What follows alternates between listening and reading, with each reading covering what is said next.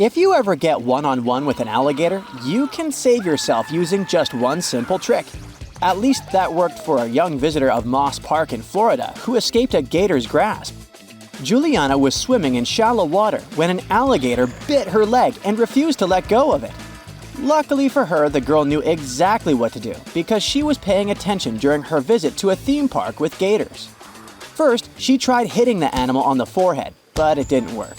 Then, she decided to use her knowledge and stuck 2 fingers up the gator's nose. The animal opened his mouth to take in some air, and the leg was free.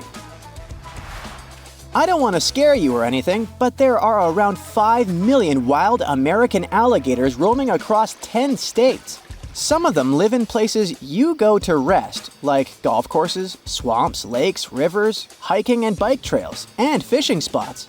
Gators rarely go after people because we're not their prey.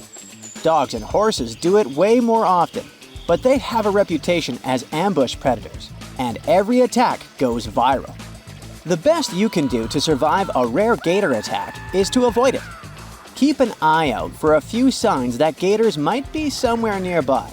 They love catching some rays, so if you spot some logs or banks where the sun's hitting just right, there might be a gator chilling there.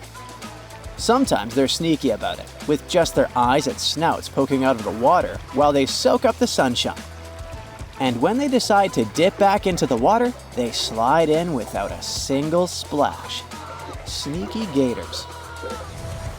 During mating season, which starts around April and goes through June, they get pretty vocal. So if you hear some loud bellows echoing through the swamp, chances are it's a flirting gator. If you stumble upon what looks like a pile of vegetation on dry land near water, keep your distance. That's likely a gator nest. And trust me, you don't want to mess with Mama Gator when she's protecting her little ones. Their tracks resemble those of lizards or dinosaurs. So if you see something like that, it's probably time to escape to safety. People are usually the ones who provoke these toothy reptiles, not the other way around.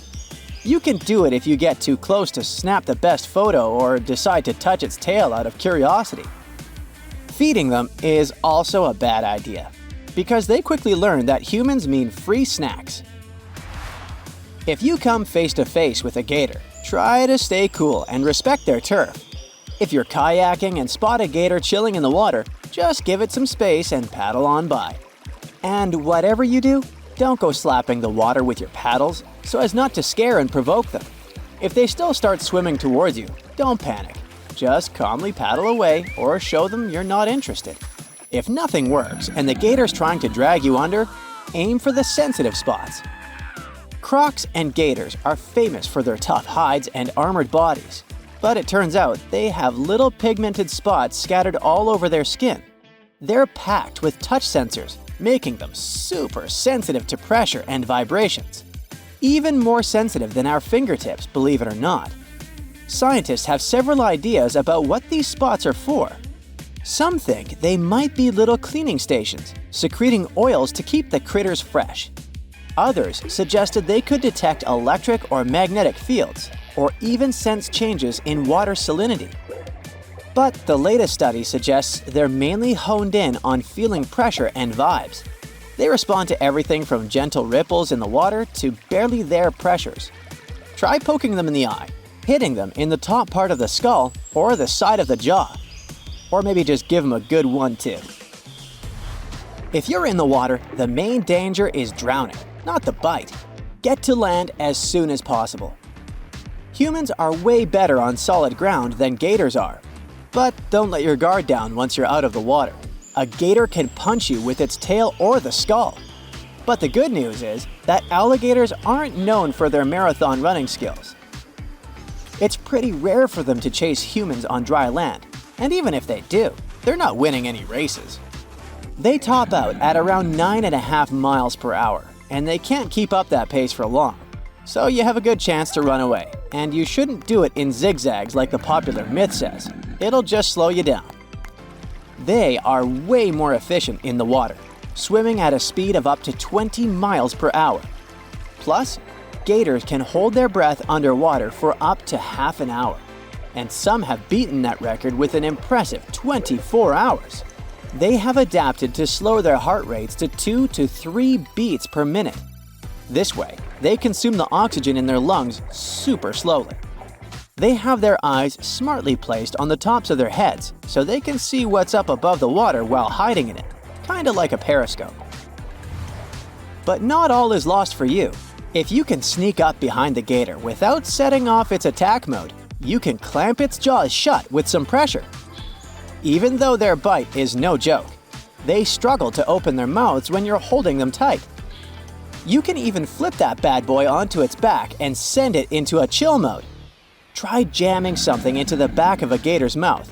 It should cause a gag reflex. If you can't pull any of these tricks, try making as much noise as you can. You might scare away the gator, and you'll let other people nearby know you are in trouble, so they can call 911 for help. If someone wants to save you, they have more chances of doing it on the ground, so they should never jump in the water to rescue you. All this works for alligators, but might not work for crocodiles. The first way to tell the difference between them is to check out their snouts. Gators have short, stubby ones with rounded ends, like a wide U shape. Crocs sport longer, skinnier snouts that taper into a point, more like a sharp V shape. Take a peek at their teeth. When gators close their mouth, you'll see their top teeth sticking out, mostly downward. Crocodile teeth are more evenly matched, with some pointing up and some down. Gators are freshwater fans, so they live in ponds, swamps, and lakes. Crocs live in freshwater, brackish water, and even salty coastal areas. Gators are usually more relaxed than crocs, but both can get wild, especially if they're feeling peckish. So if you spot either one in the wild, give them plenty of space and maybe a friendly wave from afar. Despite all the obvious risks, some people still think it's cool to have an alligator as a pet, although it's mostly illegal. The first problem is that you need a lot of space, because that tiny 7-inch gator you think is cute is gonna turn into a massive beast, especially if it's male. A gator has 80 teeth in its mouth and muscles that can crush bones with over 3,000 pounds of force.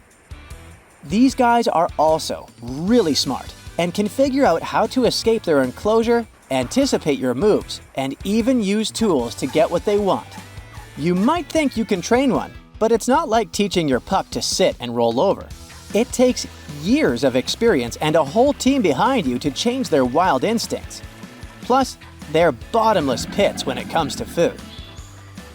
Finally, these guys stick around for a long, long time, over 50 years.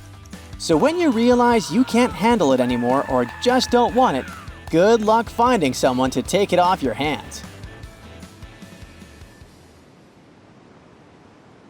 That's it for today. So hey, if you pacified your curiosity, then give the video a like and share it with your friends. Or if you want more, just click on these videos and stay on the bright side.